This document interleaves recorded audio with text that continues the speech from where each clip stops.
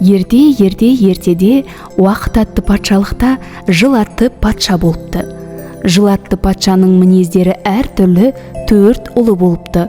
Олар көктем, жаз, күз және қыс. Осы 4 ұлының әрқайсысында 3 баладан болған екен. Көктем ұлынан наурыз, сәуір және мамыр атты 3 немересі, ал жаз ұлынан маусым, шілде, тамыз атты немерелері, күз ұлынан қыркүйек, қазан, қараша немерелері болса, ал қыс ұлынан желтоқсан, қаңтар, ақпан атты немерелері тараған екен. Патша өз тағына мұрагер етіп, ұлдарынан емес, немерелерінің арасынан тағайындауды жөн көріпті. Содан ол өзінің тағына немерелерінің арасынан біреуін таңдайтынын жария етеді.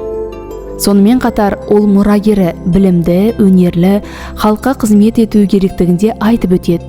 Барлық немерелері жыл патшаның алдына келіп, білімдерін, талантын көрсетеді. Барлығы бірінен бірі асып түседі. Немерелерінің бұл өнері мұрагерді таңдауға патшаға қиыншылық түсіреді. Әрі ойланып, бері ойланған патша мынадай жарлық етеді: менің мына уақыт патшалығым тұрғанда, менің немерелерімнің барлығы да патша болады. Олардың барлығы халық үшін өздерінің жайлылығын, еңбектерін ұсынып отыр. Сондықтан немерелерінің әрқайсысы 30 күннен патшалық етсін. Міне осы жарлықтан кейін патшалықта әр 30 күн сайын халыққа жыл патшаның 12 немересі үлкенінен кішісіне қарай заңдылықпен патшалық етіп отырыпты деседі.